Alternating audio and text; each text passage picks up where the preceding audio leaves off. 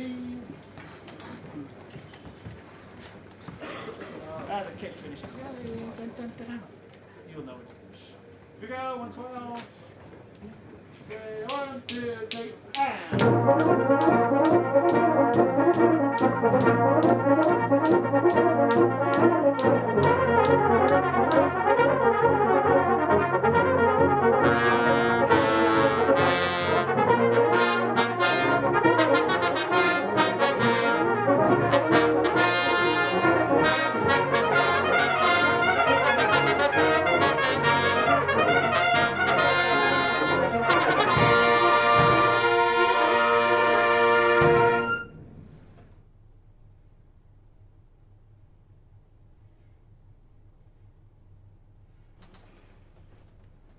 My earliest memories of music are probably from school, in the hall during PE, having to dance to "In the Hall of the Mountain King" in my PE shorts, dancing around like a troll.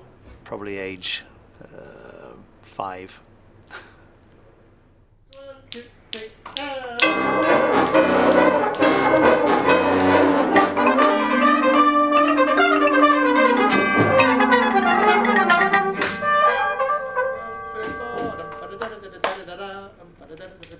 So I didn't train to become a conductor, I just fell into that. So I used to be a performer. When I was about 25, I think somebody rang me and asked me if I would conduct a rehearsal for a local band. I said no, I wasn't a conductor. They said, oh please, we're really stuck. So I said, okay, I'll come and do one rehearsal. And I went and did one rehearsal and really enjoyed the transition from the beginning of the rehearsal compared to the end of the rehearsal, where I could hear the progress, and that gives you a certain kind of buzz. And then I went and did it the following week. All of a sudden you kind of become a conductor, albeit in its infancy. The third beat in all the bars together.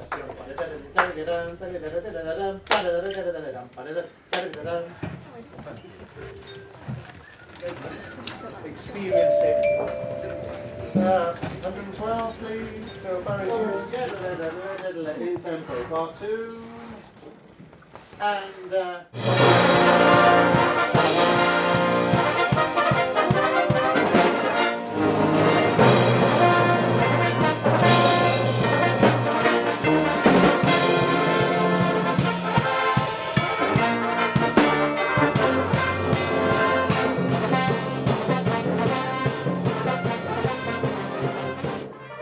So my relationship with the Flowers Band, I'd say, is really close. So we all have a similar understanding of the sacrifices and commitments that we need. We're a very close-knit group of people, and we all want the same thing, the same outcomes. We want musical excellence, and we know what it takes to get there. So the relationship is close. So I have a job to do, and tonight we have to get from A to B in this manner, and we need to achieve this. After band, after rehearsal, we're all friends. So no matter what's happened in the rehearsal, good or bad, once the rehearsal's over, we can speak together and socialise and do whatever we need to do. You have to kind of start at a point which is fairly neutral. You've got to be careful with your language. You have to be careful with any jokes. They have to be appropriate, quite broad. When you get to spend time with the musicians, you get to know what ticks the boxes for certain people, and you have to be a bit of a psychologist to work with these people, because for one person you might be able to literally point a finger and say that you need to do this, you need to do that, and they'll respond. But for somebody else you might point a finger and it really turns them off, and it makes things far worse. Don't look embarrassed, Greg, or we have to do it again. I think humour is a big part of my personality, and most of the people respond to that. So and I've learned, I mean, when I was a young conductor, I used to be really hard all the time, but I've learned that you can shout and scream at people, and if they can't do it, they just can't do it. So I guess I've just adapted and learned through time that you haven't got to be a tyrant to to get the best out of people, and often being fairly relaxed to get your message across works. I mean, there are times when that doesn't work and you have to have a bit more of an edge about you. But I think if you're always hard on somebody, then it loses its impact when you need it.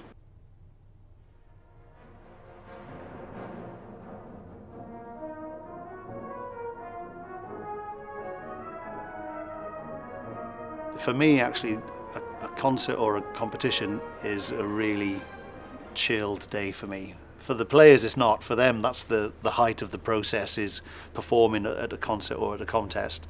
For me, my job is done, and I just need to do a carbon copy, literally conducting on the stage the same way I do in rehearsal.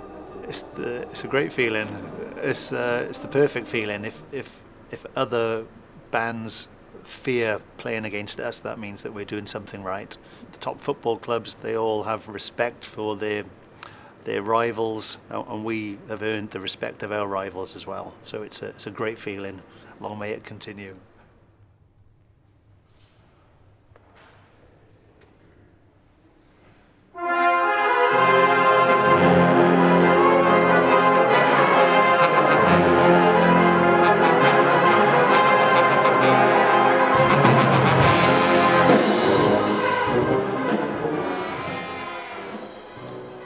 There's no feeling quite like it, and it's difficult to explain.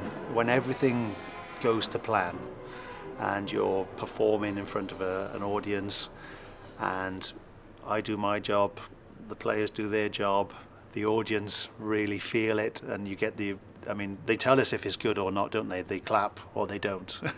And when we get that feedback from the audience and we know it's gone well, it can be sometimes quite an overwhelming feeling of pride. And there's been one or two occasions when on stage you're not afraid to say it, that you kind of get a little bit choked up. Thank goodness you haven't got to speak to the audience in some of those positions. You just take a bow and acknowledge the applause. But it's a really warm, wonderful feeling of accomplishment. Yeah, it's difficult to explain. You have to be in the thick of it to feel it.